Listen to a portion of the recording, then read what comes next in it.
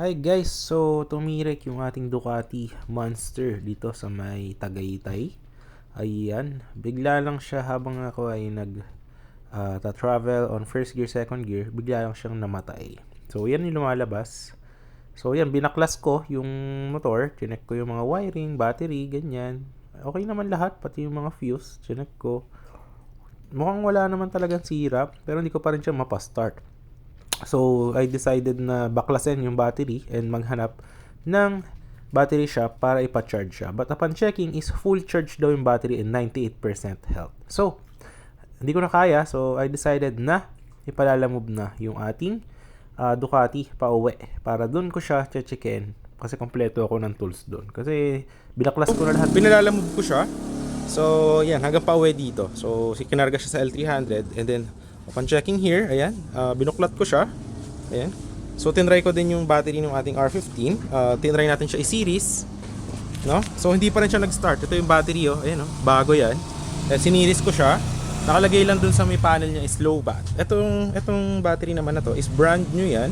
Ay, ano siya, ito, meron yan dito live. High-tech kasi to. Ayan, oh. Yan. So, mamahalin yan.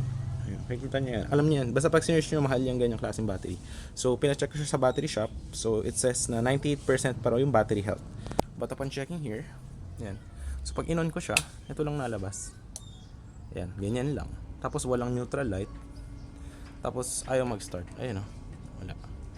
Tapos, yan. Pagka ginanto mo siya, pag nilipat ko siya, ayan dito. Yan nyo. Error can, sabi. Tapos, dito, low bat. Which is hindi naman siya low bat, no? So yan, kaganyan lang siya. So tinignan ko yung mga fuse. So wala naman siyang sira, no? Okay naman. Yung ECU, ayan siya, ECU niya. So wag naman sana yan yung sira. So ngayon ang gagawin lang muna natin yung relay. Try lang natin yung relay muna. Papalitan. Ang relay ng Ducati Monster, ito dalawa. Meron yung dalawa dyan. So bili tayo niyan. Palitan muna natin yung dalawa. Then mamaya check natin ulit if hindi pa rin siya magi-start. So yeah. Yun muna yung gagawin natin ngayon. So tara, let's go. Hello guys, so natanggal na natin ito. Yung luma, ayan siya. Tsaka ito, ayan. So, nilagay natin ngayon dito. Nakabili tayo sa may surplus. Teka, papakita ko sa inyo. Ito yung battery ni Ducati. Ayan. So, papakita ko sa inyo. Ayan, dalawa yan binili ko. Denso. Kita ba din? Ayan. So, ito, nabili ko dun sa isang auto supply, 150. Ito, 200. Kasi, ano sila tawag nito? Hindi... onti lang yung may stock ng 12 volts. Meron kadalasan na 24. Ayan. So, okay na yan. Na-install ko na. Tapos, di ba, ayaw pa rin siya, ayaw siya mag-start nun. Tumirik lang siya basta. Chinek ko din yung mga fuse. Ito, yung mga, nakita ba sa camera? Teka lang po Ayun. Yan, yung mga fuse na yan. Chinek ko, wala namang basag. Tapos, chinek ko din yung main fuse box dito. Wala rin siyang mga basag. Tinanggal ko siya lahat. So, yan. Tinanggal ko lahat. Yan. Meron akong mga stock dito. Tinanggal ko lahat. Tapos, ito. Yung iba pa. Teka. Kolektahin natin. Yan. So, ginawa natin. Kahit na wala siyang mga basag, is pinalitan natin lahat ng fuse. Teka lang Yan. So, yan. Ito yung mga fuse. Okay? So, pinalitan natin yan lahat. Kahit na wala mga basag. Malalaman mo yan. Pag ginanyan mo siya. Yan. Tapos, pag ito nabiyak. So, yan yung mga pinalitan natin. So, magkano lang naman to mga fuse? 5 piso, 10 piso lang sa mga shop. So, yan. Kung ano yung mga amps niyan, may mga amps kasi yan. 30, yan. 20, 15. So, iba-ibang amps. So, yun. In-install na natin. Pinalitan na lang natin lahat to. So, mura lang naman yan. Para lang malaman natin kung mag-i-start. So, ngayon, i-check natin siya. I-check natin. Check natin yung motor if mag-i-start na. Tapos, pagka nag-start, edi happy. If hindi, hanapin na naman natin kung saan yung sira. So, ngayon, let's go. So, ngayon, buti na lang. Is, check natin kung mag-start. Ayun, nagpa-prime na yung fuel pump, guys. Wow. So, try natin yung push start. Push start.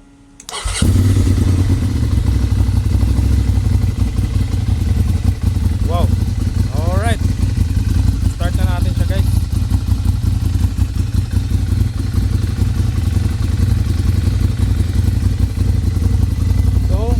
Gumana yung hula natin, guys. Alright. So minsan is doon lang sa mga. Alright. So nag-start na. Ayos. Ito yung mga napalitan.